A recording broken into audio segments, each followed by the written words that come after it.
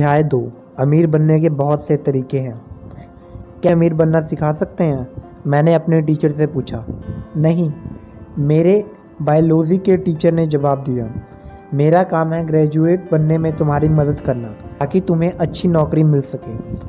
परंतु अगर मैं नौकरी नहीं करना चाहता हूँ, अगर मैं अमीर बनना चाहूँ? मैंने पूछा। तुम अमीर क्यों बनना चाहते हो? टीचर ने पूछा। क्योंकि मैं स्वतंत्र होना चाहता हूँ।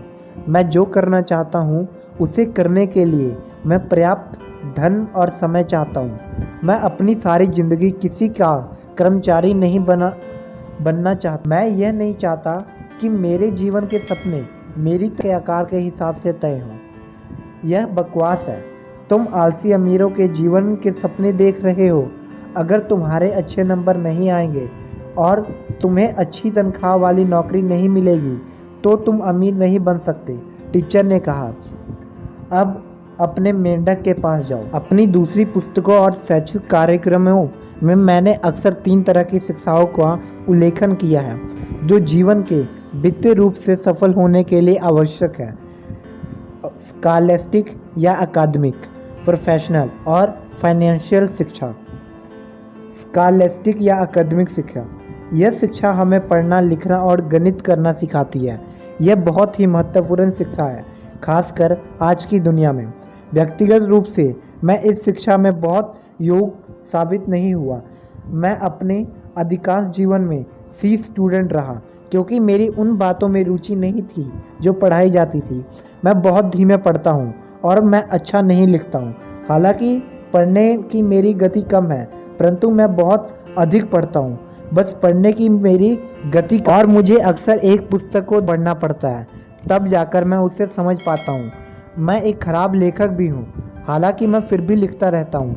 विषय से हटकर मैं यह बता दूँ कि हालांकि मैं एक खराब लेखक हूँ, परंतु सौभाग्य से मेरी 6 पुस्तकें the New York times, the wall street journal और बिजनेस वीक की बेस्ट सेलर लिस्ट में आ चुकी हैं। जैसा मैंने रिच डैड पुअर डैड में बताया है कि बेस्ट राइटिंग लेखक नहीं हूँ, मैं एक बेस्ट सेलिंग लेखक। इस क्षेत्र में मेरे अमीर डैडी की सेल्स ट्रेनिंग काम आई, हालांकि ये स्कूल में काम नहीं आई जहाँ नंबर दिए जाते थे। प्रोफेशनल शिक्षा, यह शिक्षा आपको सिखाती है कि पैसे के लिए किस तरह काम किया जाए। मेरी जवानी के दिनों में बुद्धिमान बच्चे डॉक्टर, वकील और अकाउंटेंट बनते थे। कई प्रोफेशनल स्कूल लोगों को medical assistant, plumber, builder, electrician और ऑटोमोबाइल मैकेनिक बनाना सिखाते हैं। अगर आप अपनी फ़ोन बुक के पिलो प्रेस्टो में शिक्षा या स्कूल में कॉलेज में देखेंगे तो आप पाएंगे कि ये पन्ने ऐसे स्कूल से भरे पड़े हैं जो लोगों को ऐसे प्रोफेशन सिखाते हैं जिससे उन्हें रोज़गार पाने का अधिक अवसर उपलब्ध हो। व्यक्तिगत रूप से क्योंकि मैंने शिक्षा के पहले स्तर यानी अकादमिक शिक्षा में अच्छा प्रदर्शन नहीं किया था, इसलिए मुझे डॉक्टर, वकील या अकाउंटेंट बनने के लिए प्रोत्साहित नहीं किया। के बजाय मैं न्यूयॉर्क के एक स्कूल में गया जहां मैं शिप ऑफिसर बन गया। मैं शिप बेचा करता था, जैसे स्टैंडर्ड आइल्स के टेक्सर्स और द लव बोट टेलीविज़न कार्यक्रम में दिखाए जाने वाले जहाज़ों की तरह के पैसेंजर लाइनर्स। ग्रेजुएशन के बाद क्योंकि वेतनमान युद्ध चल रहा था, इसलिए शिपिंग उद्योग में नौकरी करने के बजाय मैं फ्लोरिडा के पेंसाकोला में चला गया। मैंने यूएस नेवी फ्लाइट स्कूल में अध्ययन किया। मैं एक पायलट बन गया और मैंने वेतनमान में मैरीन कोर की तरफ से उड़ानें भरी। मेरे दोनों डैडीज का कहना था कि देश की रक्षा करना एक पुत्र का कर्तव्य है, इसलिए मेरे भाई और मैंने वेतनमान जाने के लिए अपने नाम स्वेच्छा से दे दिए। जब मैं 23 साल का हुआ तो मेरे पास 2 प्रोफेशन थे, एक शिपिंग ऑफिसर का और दूसरा पायलट का, परंतु मैंने ऐसे कमाने के लिए दरअसल इसमें से किसी का भी इस्तेमाल नहीं किया।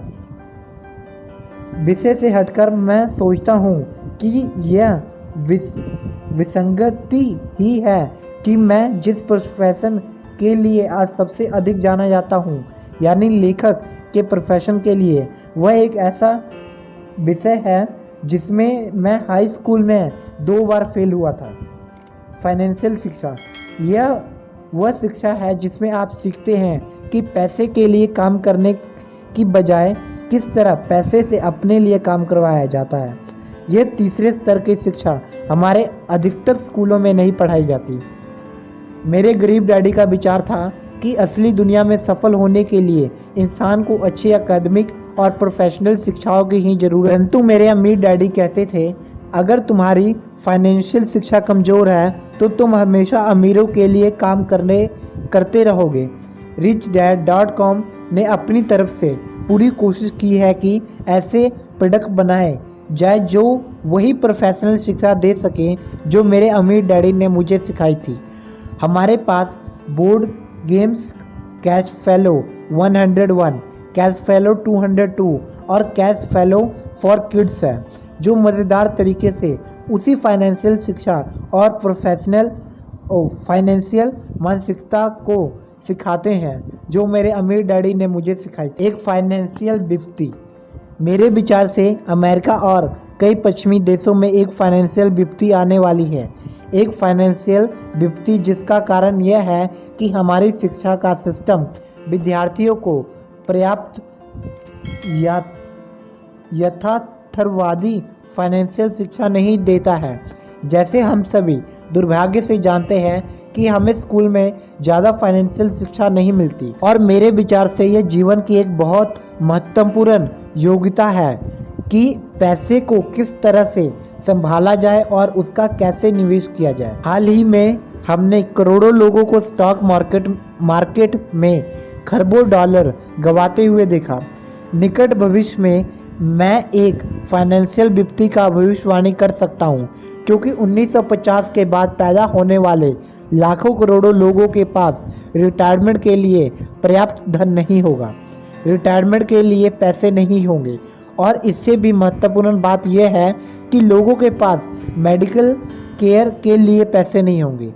मैं अक्सर फाइनेंशियल सलाहकारों को यह कहते हुए सुनता हूँ, रिटायरमेंट के बाद आपके जीवन के खर्चे कम हो जाते हैं। यह फाइनेंशियल सलाहकार अक्सर आपको यह बताना भूल जाते हैं कि रिटायरमेंट के बाद भले ही आपके जीवन के खर्चे कम हो जाते हैं, परंतु आपके मेडिकल खर्च बढ़ जाते हैं। मेरे गरीब डैडी सोचते थे कि सरकार को उन लोगों का ध्यान रखना चाहिए जिसके पास पैसे नहीं है। हालांकि मैं दिल से उनकी बात पर सहमत हूँ, परंतु मेरी फाइनेंशियल मस्तिष्क अक्सर सोचता है कि सरकार किस तरह लाखों लोगों की मदद कर पाएगी जिन्हें जीवन में अन्य खर्चों के साथ साथ मेडिकल खर्च की जल्दी ही जरूरत हो। 2010 तक 83 बिलियन बेबी बूमर्स की पहली खेप रिटायर होने शुरू हुई थी। मैं यह सवाल पूछना चाहता हूँ कि जब आपकी नौकरी के दिन समाप्त हो जाएंगे तो इसमें से कितनों के पास शेष जीवन के लिए पर्याप्त धन होगा, और अगर इन्हें जीवित रहने के लिए अरबों डॉलर की ज़रूरत होगी तो क्या दुनिया के ये युवा लोग बूढ़ों के खर्च उठाने के इच्छुक होंगे? मेरे विचार से यह अनिवार्य है कि हमारे स्कूली सिस्टम जितनी जल्दी हो सकते हैं फाइनेंशियल शिक्षा पढ़ाना शुरू कर दें। आपने धन को किस तरह संभाला जाए और उसका निवेश किस तरह किया जाए, यह जानना निश्चित रूप से उतना ही महत्वपूर्ण है यह जानना कि मेंढक का डिस्ट्रैक्शन किस तरह से किया जाए। एक व्यक्तिगत टिप्पणी, मेरी पत्नी और मैं जीवन में जल्दी ही रिटायर्ड हो गए, बिना नौकरी, बिना सरकारी सहायता, बिना स्टॉक, बिना म्यूचुअल फंड के। हमने स्टॉक या म्यूचुअल फंड क्यों नहीं लिए? इसका कारण यह है कि हमारे लिए वे बहुत जोखिम भरे निवेश है। मेरे विचार से म्यूचुअल फंड सबसे जोखिम भरा निवेश होता है, परंतु अगर आपके पास कोई औपचारिक फाइनेंशियल शिक्षा है और अनुभव नहीं हो तो वे अच्छे निवेश हैं। अगर आपने हाल ही में फाइनेंशियल न्यूज़ सुनी हो तो आप जानते होंगे कि मार्च 2000 में शुरू होने वाले स्टॉक मार्केट क्रैश के पहले फाइनेंशियल सलाहकार कह रहे थे लंबे समय के लिए निवेश करो, खरीदो और पकड़े रहो और अपने स्टॉक को डाइवर्सिफाई कर लो। स्टॉक मार्केटिंग क्रैश के बाद वे सलाह दे रहे हैं लंबे समय के लिए निवेश करो, खरीदो और पकड़े रहो और अपने स्टॉक को डाइवर्सिफाई कर लो। क्या आपको दोनों सलाहों में कोई अंतर नज़र आता है? अगर आपके पास अच्छी फाइनेंशियल शिक्षा नहीं है तो आप अधिकतर फाइनेंशियल सलाहकारों की बात मान सकते हैं, यानी बचत करें, म्यूचुअल फंड खरीदें, लंबे समय के लिए निवेश करें और डाइवर्सिफाई कर लो। परंतु अगर आपके पास सदर फाइनेंशियल शिक्षा है तो आप इस जोखिम भरी सलाह पर नहीं चलेंगे। इसके बजाय आप वह कर सकते हैं जिसकी सलाह मेरे अमीर डैडी ने मुझे दी थी, यानी पहले अपना बिजनेस बनाओ।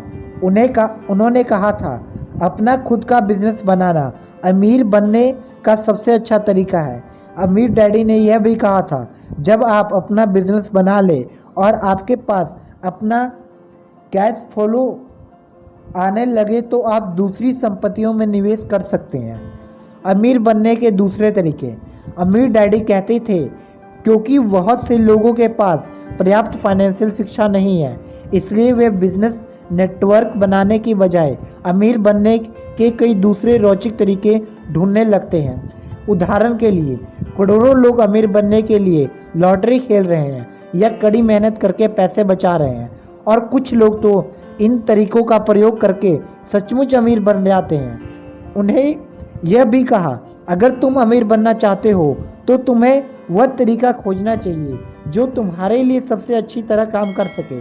नीचे कुछ तरीके दिए गए हैं जिसके द्वारा लोग। पहला, आप किसी के पैसे के लिए उससे शादी करके अमीर बन सकते हैं।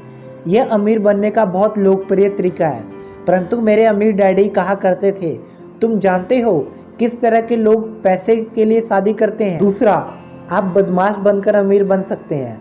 अमीर डैडी कहते थे, बदमाश बनने के साथ समस्या यह है कि आपको दूसरे बदमाशों के साथ काम करना पड़ता है। ज़्यादातर बिजनेस विश्वास पर टिका होता है, परंतु जब आपके पार्टनर बदमाश होंगे तो आप किस तरह से उन पर भरोसा करेंगे। उन्हें यह भी कहा, अगर आप ईमानदार हैं और आप बिजनेस में कोई ईमानदार गलती करते हैं तो ज़्यादातर लोग समझ जाएंगे और आपको दूसरा मौका देंगे। इसके अलावा अगर आप अपनी गलतियों से सीखते हैं तो आप पहले से अच्छे बिजनेसमैन बन जाएंगे। परंतु अगर आप बदमाश हैं और आप कोई गलती करते हैं तो या तो आपको जेल जाएंगे या फिर आपके पार्टनर्स आपको अपने बेहतरीन तरीकों से उस गलती की सज़ा देंगे। तीसरा, आप लालची बनकर अमीर बन सकते हैं। मेरे अमीर डैडी कहते हैं, दुनिया ऐसे लोगों से भरी पड़ी है जो लालची बनकर अमीर होना चाहते हैं। लालची अमीर लोग सबसे अधिक आलोचना के पात्र होते हैं। 2020 में स्टॉक मार्केट क्रैश के बाद दुनिया ने उन कंपनियों की कहानियां चुटकारे लेकर पढ़ी जिन्होंने अपने वित्तीय रिकॉर्ड तोड़ मरोड़ कर बताए थे। उन CIO के किस्से पढ़े जिन्होंने निवेशकों से झूठ बोला था। उन अंदर की जानकारी रखने वाले लोगों के बारे में पढ़ा जिन्होंने गैर कानूनी ढंग से शेयर बेचे थे, और कंपनियों के अफसरों के बारे में भी लेख पढ़े जिन्होंने अपने कर्मचारियों को कंपनी के शेयर खरीदने को कहा था जबकि वे खुद अपने शेयर बेच रहे थे। महीनों तक समाचारों में एनरॉन, वर्ल्डकॉम, आर्थर एंडरसन और वॉल स्ट्रीट विश्लेषण के लीडर्स के बारे में कहानियां आती रही जिन्होंने झूठ बोला था, धोखा दिया था और चोरी की थी। दूसरे शब्दों में, इन अमीर लालचियों लोगों में से कुछ इतने लालची थे कि उन्होंने कानून तोड़ दिया और वे बदमाश बन गए। 21वीं सदी के पहले कुछ सालों ने लालच, भ्रष्टाचार और नैतिक मार्गदर्शन के अभाव के कुछ सबसे बुरे उदाहरण प्रस्तुत किए और ये सिद्ध किया कि बदमाश लोग सिर्फ वही नहीं होते जो मादक द्रव्यों का कारोबार करते हैं, नकाब पहनते हैं और बैंक लूटते। चौथा, आप सस्ते बनकर भी अमीर बन सकते हैं। अमीर डैडी कहते थे, सस्ते बनकर अमीर बनने की कोशिश करना सबसे लोकप्रिय तरीका है। इससे आगे स्पष्ट करते हुए उन्होंने कहा, जो लोग सस्ते बनकर अमीर बनने की कोशिश करते हैं वे अक्सर अपनी आमदनी से कम खर्चे में गुजारा करने की कोशिश करते हैं, बजाय इसके वे अपनी आमदनी बढ़ाने के तरीके खोजें। उन्होंने यह भी कहा, सस्ते बनकर अमीर बनने के साथ समस्या यह है कि अंत में आप सस्ते ही बने रहते हैं।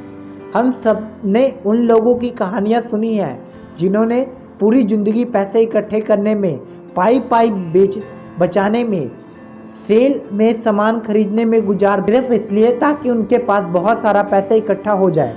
परंतु हालांकि उनके पास काफ़ी पैसा होता है, फिर भी वे सचमुच गरीब आदमी की तरह ही गरीबी में रहते हैं। मेरे अमीर डैडी को इस बात से बहुत कम समझदारी दिखी कि काफ़ी पैसे पास होने के बावजूद कोई आदमी गरीबों की तरह रहे। अमीर डैडी का एक मित्र था जो जीवन भर सस्ती जिंदगी जिया। उसने धीरे धीरे पैसे जोड़ भी लिया क्योंकि उसने कम से कम खर्चे के अलावा किसी चीज़ पर खर्च नहीं किया। दुखद बात यह थी कि उसके 3 बच्चे जब बड़े हुए तो वे विरासत में धन हासिल करने के लिए लालायित थे और उसके मरने का रास्ता देख रहे थे। उसकी मौत के बाद उसके तीनों बच्चों ने जिंदगी भर सस्ते बने रहने की भरपाई की और उसके पूरे पैसे को 3 साल से कम समय में उड़ा डाला। सारा पैसा खत्म हो गया और उसके बच्चे आज उतने ही गरीब हैं जितने कि उनके डैडी थे। हालांकि उनके पास कभी बहुत पैसा था। मेरे अमीर डैडी के हिसाब से जो लोग पैसा इकट्ठा करने के बावजूद गरीबों की तरह रहते हैं वे पैसे की पूजा करते हैं और पैसे को अपना मालिक बना लेते हैं, बजाय इसके कि वे पैसे के मालिक बनना सीखें। 5वां, आप कड़ी मेहनत से अमीर बन सकते हैं। अमीर डैडी के अनुसार कड़ी मेहनत से अमीर बनने के साथ दिक्कत यह है कि कड़ी मेहनत करने वाले लोगों को अक्सर अपने धन और जीवन का आनंद लेने में मुश्किल आती है। दूसरे शब्दों में वे सिर्फ कड़ी मेहनत ही कर सकते हैं। वे ये नहीं जान पाते कि जिंदगी का आनंद कैसे लिया जाए। बुरी आमदनी के लिए कड़ी मेहनत। अमीर डैडी ने अपने पुत्र और मुझे यह भी सिखाया कि कई लोग गलत तरह की आमदनी के लिए कड़ी मेहनत करते हैं। उन्होंने कहा, जो लोग धन के लिए शारीरिक रूप से कड़ी मेहनत करते हैं वे अक्सर गलत तरह की आमदनी के लिए कड़ी मेहनत कर रहे होते हैं, क्योंकि कड़ी मेहनत से हासिल होने वाली आमदनी पर सबसे ज़्यादा टैक्स लगता है। जो लोग गलत तरह से आमदनी के लिए काम करते हैं वे अक्सर ज़्यादा मेहनत करते हैं ताकि उन पर ज़्यादा से ज़्यादा टैक्स लग सके।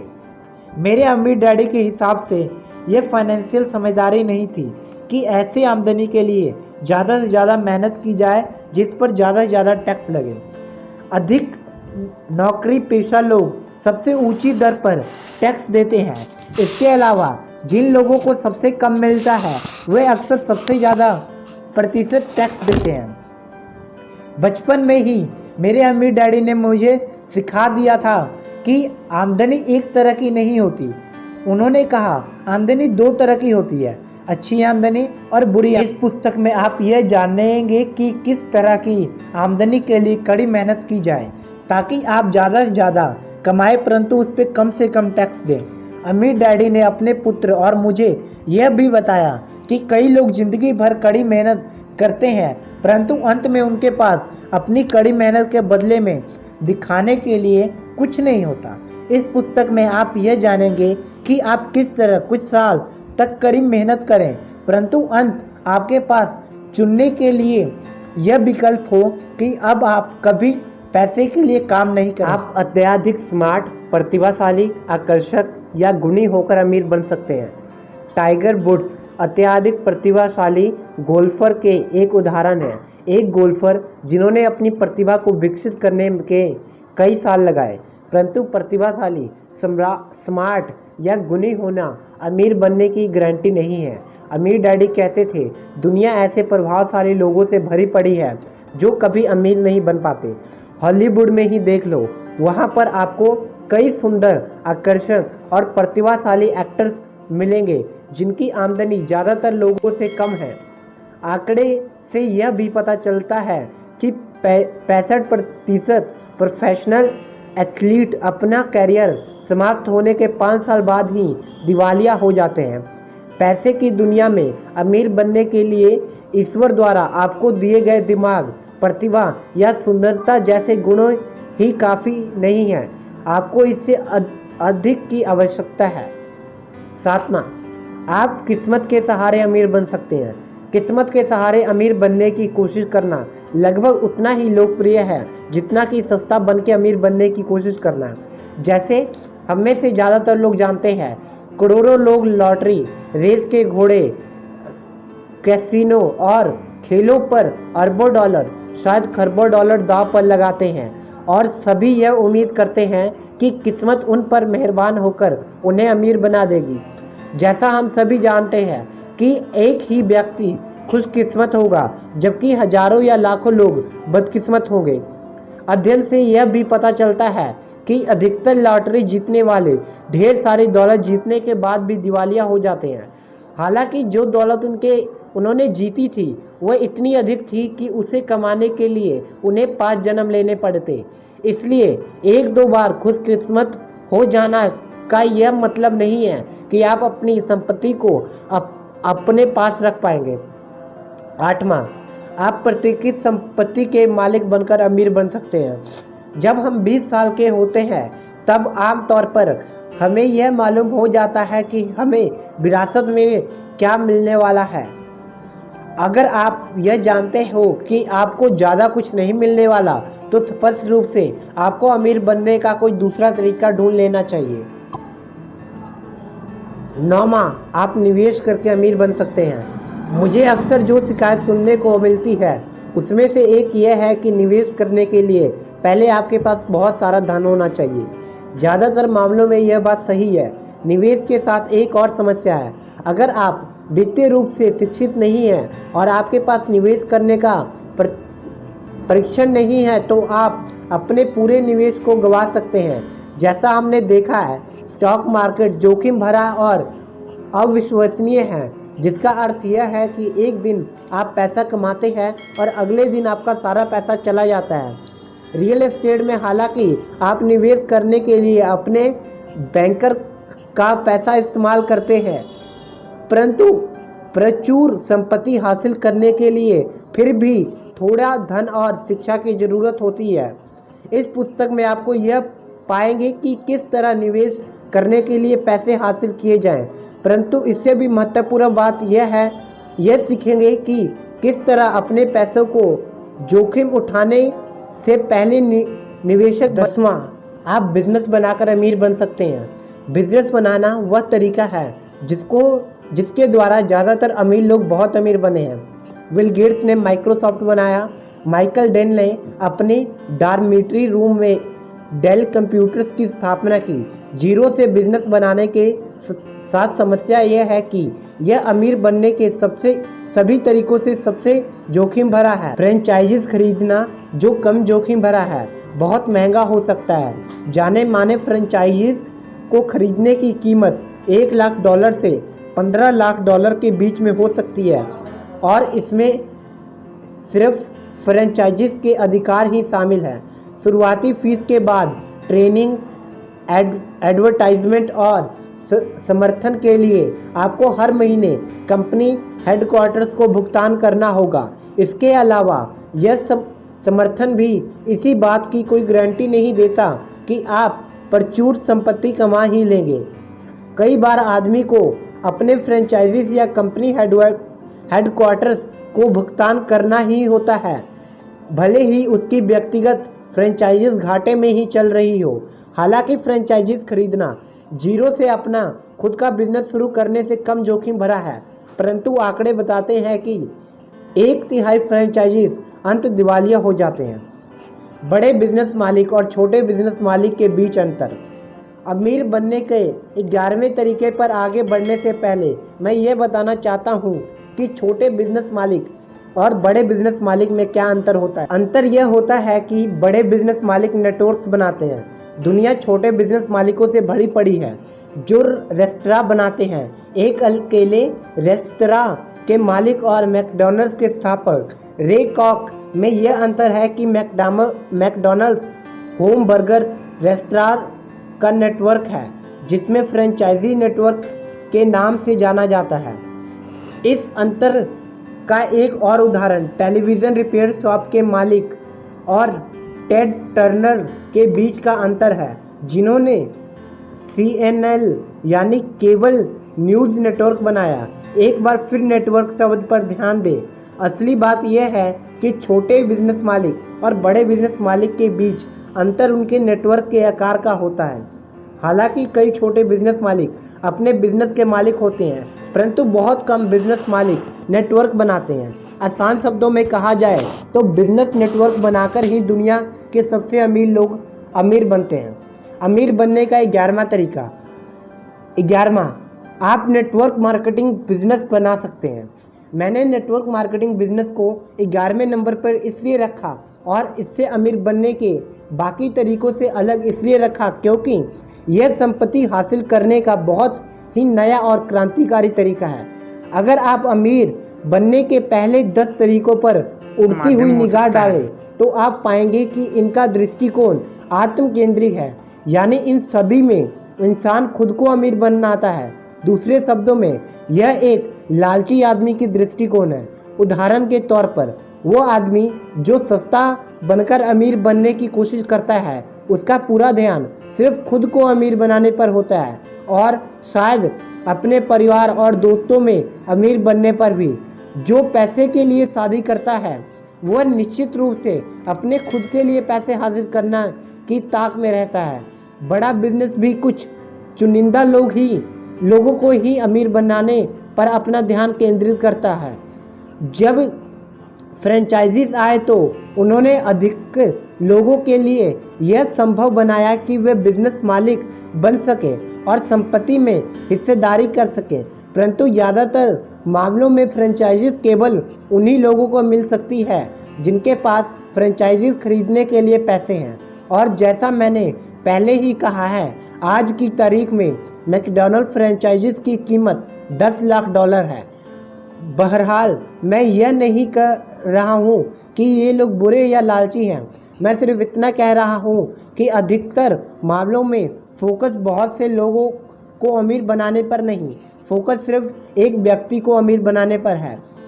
मैंने नेटवर्क मार्केटिंग को अमीर बनने के 11वें तरीके के रूप में इसलिए रखा क्योंकि ये एक क्रांतिकारी नया तरीका है जो संपत्ति को हर उस आदमी के साथ बांटना चाहता है जो सचमुच परचून संपत्ति हासिल करना चाहता है। नेटवर्क मार्केटिंग सिस्टम इस तरह से बनाया गया है जो कोई भी आदमी इस संपत्ति में हिस्सेदारी कर सकता है। नेटवर्क मार्केटिंग सिस्टम, जिसे मैं अक्सर व्यक्तिगत फ्रेंचाइजीज या एक अदृश्य बड़ा बिजनेस नेटवर्क कहता हूँ, मेरे विचार से पैसे कमाने का बहुत ही प्रभावशाली तरीका है। यह सिस्टम हर उस आदमी के लिए खुला है जिसने आगे बढ़ने की इच्छा है, संकल्प है और लगन है। यह सिस्टम इस बात पर भी सचमुच परवाह नहीं करता कि आप किस कॉलेज में पढ़ते हैं या आप कॉलेज में पढ़े भी हैं या नहीं, आप आज कितना धन कमा रहे हैं, आपकी जाति या लिंग क्या है, आप कितने आकर्षक हैं, आपके माता पिता क्या हैं या आप कितने लोकप्रिय हैं। ज़्यादातर नेटवर्क मार्केटिंग कंपनियां मूलभूत रूप से सिर्फ इस बात की परवाह करती हैं कि आप सीखने के लिए, बदलने के लिए और विकसित करने के लिए कितने इच्छुक हैं। और जब आप बिजनेस मालिक बनना सीखते हैं तो क्या आप में वह हौसला है जो आप राह में आने वाली मुश्किलों से घबराए नहीं। हाल ही में मैंने एक बहुत ही प्रसिद्ध और अमीर निवेशक की ऑडियो रिकॉर्डिंग सुनी जो एक प्रसिद्ध बिजनेस स्कूल में भाषण दे रहे थे। मैं उस स्कूल या उस निवेशक का नाम इसलिए नहीं बता रहा हूँ क्योंकि मैं जो कहने जा रहा हूँ वह उसके लिए बहुत अच्छी बात नहीं है। उन्होंने कहा था, मैं लोगों को निवेश करना सिखाने में रुचि नहीं लेता, मैं जीवन में आगे बढ़ने में गरीब लोगों की मदद करने में रुचि नहीं लेता। मैं सिर्फ यह चाहता हूँ कि आप जैसे बुद्धिमान लोगों के साथ इस प्रसिद्ध बिजनेस स्कूल। हालांकि मैं व्यक्तिगत रूप से उनकी बातों से सहमत नहीं हूँ, परंतु मैं उनकी ईमानदारी की प्रशंसा करता हूँ क्योंकि मैंने अपना जीवन अपने अमीर डैडी के अमीर दोस्तों के बीच रहते हुए गुजारा है। इसलिए मैंने अक्सर इस तरह की बातें सुनी हैं, परंतु उन्हें समझदारी से और धीरे से कहा गया था। वे लोग सार्वजनिक चैरिटी कार्यक्रम में जाते थे और लोकप्रिय परोपकारी कार्यों में दान भी देते थे, परंतु उनमें से कोई ऐसा सिर्फ इसलिए करते थे ताकि उन्हें सामाजिक सराहना और सम्मान मिले। उनकी निजी बातों मैंने अक्सर उनके असली विचार सुने हैं और वे विचार उस प्रसिद्ध निवेशक से उस प्रसिद्ध बिजनेस स्कूल में बोले गए विचारों की तरह ही थे। स्पष्ट रूप से सभी अमीर लोगों का यही नज़रिया नहीं होता, परंतु मुझे लगातार हैरानी होती है कि कितने सारे अमीर और सफल लोग सिर्फ इसलिए अमीर और सफल हैं क्योंकि वे लालची हैं और उन्हें कम खुशकिस्मत लोगों की मदद करने में जरा भी रुचि नहीं है। एक बार फिर मैं यह कहना चाहूँगा कि सभी अमीर लोगों की यह नज़रिया नहीं होता, परंतु मैं जानता हूँ ऐसे अमीर लोग काफ़ी संख्या में हैं। वह मूलभूत कारण जिसकी वजह से मैं नेटवर्क मार्केटिंग उद्योग का समर्थन करता हूँ यह है कि इसका सिस्टम दौलत हासिल करने के पुराने सिस्टम से अधिक न्यायपूर्वक है। हेनरी फोर्ड, जो दुनिया के महानतम बिजनेसमैनों में से एक थे, अपनी फोर्ड मोटर्स कंपनी के मिशन सूत्र वाक्य को पूरा करके अमीर बने। फोर्ड का मिशन सूत्र वाक्य था, कारों को प्रजातांत्रिक कर दो। यह सूत्र वाक्य इसलिए क्रांतिकारी था क्योंकि सदियों की शुरुआत में कारें सिर्फ अमीरों के लिए उपलब्ध थी। हेनरी फोर्ड का विचार कारों को हर आदमी की पहुंच में लाना था और कारों को प्रजातांत्रिक कर दो का सही अर्थ था। रोचक बात यह है कि हेनरी फोर्ड एडिसन के कर्मचारी थे और अपने खाली समय में उन्होंने अपनी पहली कार बनाई। 1903 में फोर्ड मोटर्स कंपनी का जन्म हुआ। उत्पादन लागत में कटौती करके असेंबली लाइन को अपनामक और सस्ती औसत कारों का बड़ा पैमाना पर उत्पादन करके फोर्ड दुनिया का सबसे बड़े कार उत्पादन बन गए। न सिर्फ उन्होंने अपनी कार को सस्ता बनाया, बल्कि उन्होंने उद्योग में सबसे ऊंचे वेतन भी दिए।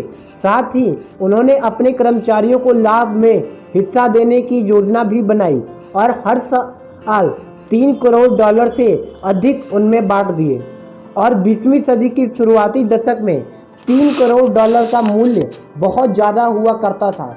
दूसरे शब्दों में हेनरी फोर्ड एक ऐसे आदमी थे जो इसलिए अमीर बने क्योंकि वे न सिर्फ अपने ग्राहकों की परवाह करते थे, बल्कि वे अपने कर्मचारियों की भी परवाह करते थे।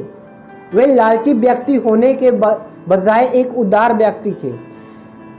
तथाकथित बौद्धिक समाज में हेनरी फोर्ड की आलोचना की और उन पर व्यक्तिगत अपेक्षा भी लगाए। हेनरी फोर्ड बहुत शिक्षित नहीं थे और थॉमस एडिसन की तरह उनका अक्सर इसलिए मजाक उड़ाया जाता था क्योंकि उनके पास औपचारिक शिक्षा नहीं थी। हेनरी फोर्ड के बारे में मेरी फेवरेट कहानियों में से एक वह है जब उन्हें तथाकथित बुद्धिमान व्यक्तियों के सामने एक टेस्ट में भाग लेने का आग्रह किया गया। स्मार्ट लोगों का एक समूह मौखिक टेस्ट लेने के लिए आया। वे यह साबित करना चाहते थे कि फोर्ड, एक बुद्धिजीवी ने उनसे इस तरह का सवाल पूछा कि वे जो रोल्ड स्टील बनाते हैं उसकी टेंसाइल मजबूती कितनी है। फोर्ड को जवाब नहीं मालूम था। उन्होंने अपने मेज पर रखे कई फ़ोनों में से एक फ़ोन उठाया और अपने वाइस प्रेसिडेंट को बुलाया जिसे जवाब मालूम था। वाइस प्रेसिडेंट आया। फोर्ड ने उससे वही सवाल पूछा और वाइस प्रेसिडेंट ने वह जवाब दे दिया जो बुद्धिजीवी लोग चाहते थे। अगले स्मार्ट व्यक्ति ने एक और सवाल पूछा। एक बार फिर फोर्ड को जवाब नहीं मालूम था, इसलिए उन्होंने फ़ोन करके स्टाफ के अपने एक आदमी को बुलाया जिसे जवाब मालूम था।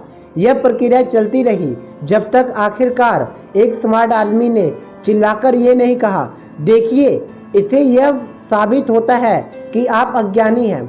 आप हमारे पूछे गए एक भी सवाल का जवाब नहीं दे पाए।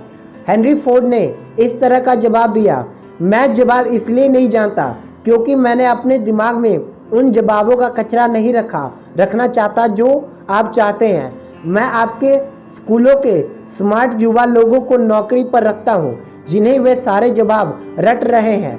जो आप मुझसे रटने की उम्मीद करते हैं। मेरा काम उस जानकारी को रटना नहीं है जिसे आप बुद्धिमानी समझते हैं। मेरा काम अपने दिमाग को इस तरह के कचरे और छोटे तथ्यों से खाली रखना है ताकि मैं सोच सकूं। इस बिंदु पर उन्होंने बुद्धिजीवी और स्मार्ट लोगों को वहां से विदा लेने के लिए वर्षों तक मैं हेनरी फोर्ड की इस कहावत को याद करता रहा, जो मेरे हिसाब से उनके सबसे महत्वपूर्ण कथनों में से एक है। सोचना सबसे कठिन काम है, इसलिए बहुत कम लोग यह काम करते हैं। हर एक के लिए संपत्ति। मेरे विचार से यह नए प्रकार का बिजनेस, नेटवर्क मार्केटिंग बिजनेस, एक क्रांति है। सिर्फ इसलिए क्योंकि इतिहास में पहली बार अब यह हर एक के लिए संभव है कि वह संपत्ति में हिस्सेदार बन सके, जबकि अब तक यह चुनिंदा या खुशकिस्मत लोगों के लिए ही संभव था। मैं जानता हूं कि इस नए प्रकार के बिजनेस को लेकर कुछ विवाद हैं और बाकी बिजनेसों की तरह इस बिजनेस में भी कुछ लालची और बदमाश लोग घुस आए हैं जो इस बिजनेस के माध्यम से फटाफट अमीर बनना चाहते हैं। परंतु अगर आप पीछे हटकर इस नए प्रकार के बिजनेस की तरफ देखें तो यह सामाजिक रूप से एक बहुत ही जिम्मेदार सिस्टम है जो संपत्ति का न्यायोचित बंटवारा करता है।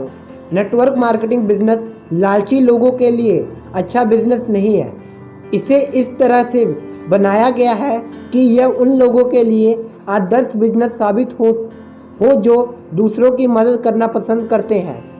इसे दूसरी तरह से कहा जाए तो नेटवर्क मार्केटिंग बिजनेस के काम करने का इकलौता तरीका यह है कि जब आप अमीर बने तो आप अमीर बनने में किसी और की भी मदद करें। मेरे लिए यह क्रांतिकारी है, उतने ही क्रांतिकारी जितने थॉमस एडिसन और हेनरी फोर्ड अपने दोनों में थे। अध्याय समाप्त करने से पहले मैं यह बता दूं कि मेरा विचार में ज़्यादातर लोग उदार होते हैं। मैं लालच की निंदा नहीं करता क्योंकि थोड़ा बहुत लालच और व्यक्तिगत आत्म रुचि हमेशा स्वस्थ होता है, परंतु जब लालच या व्यक्तिगत लाभ सीमा से बहुत अधिक बढ़ जाए तब हमें से ज़्यादातर लोग विरोध करते हैं या नफरत में अपना सिर हिलाते हैं, क्योंकि ज़्यादातर लोग उदार हैं और अपने साथी इंसान की मदद करना चाहते हैं। इसलिए नेटवर्क मार्केटिंग बिजनेस सिस्टम का यह नया प्रकार अधिक लोगों को यह शक्ति देता है कि वह दूसरे की मदद कर सके। हालांकि यह नए प्रकार का बिजनेस सिस्टम हर एक के लिए नहीं है, परंतु अगर आप ऐसे व्यक्ति हैं जो आर्थिक लक्ष्यों और सपने तक पहुंचने में ज़्यादा से ज़्यादा लोगों की सचमुच मदद करना चाहते हैं तो नेटवर्क मार्केटिंग बिजनेस को टटोल कर देखें। आप अपने समय का सदुपयोग ही करेंगे। आज व्यक्ति के पास अमीर बनने के कई तरीके हैं। अमीर बनने का सबसे अच्छा तरीका वह है जो आपके लिए सबसे अच्छी तरह से काम कर सके। अगर आप ऐसे व्यक्ति हैं जो दूसरों की मदद करना पसंद करते हैं तो मेरा विश्वास है कि यह नए प्रकार का बिजनेस सिस्टम नेटवर्क मार्केटिंग आपके लिए है। इसलिए मैंने इस पुस्तक का शीर्षक बिजनेस स्कूल उन लोगों के लिए जो दूसरों की मदद करना चाहते हैं रखा है। अगर आप दूसरों की मदद करने में जरा भी रुचि नहीं रखते तो आपके पास कम से कम 10 तरीके और हैं जिनसे आप अपना विकल्प चुन सकते हैं। आगामी अध्ययन में मैं उन मूल लाभों के बारे में चर्चा करूंगा जो मैंने अधिकतम नेटवर्क मार्केटिंग कंपनियों में पाए हैं। मेरे हिसाब से आपको इन मूलभूत फायदों पर विचार कर लेना चाहिए और इसके बाद ही यह फैसला करना चाहिए कि आप इस उद्योग का हिस्सा बनना चाहते हैं या नहीं। अमीर डैडी ने अपने पुत्र और मुझे सिखाया था कि मूलभूत जीवन मूल धन से बहुत अधिक महत्वपूर्ण होते हैं। वे अक्सर कहते थे, आप सस्ता और लालची होकर भी अमीर बन सकते हैं। आप प्रचुर और उदार होकर भी अमीर बन सकते हैं। आप जो तरीका चुनते हैं वह तरीका वही होगा जो आपके मूलभूत जीवन स्वरूप के सबसे करीब होगा।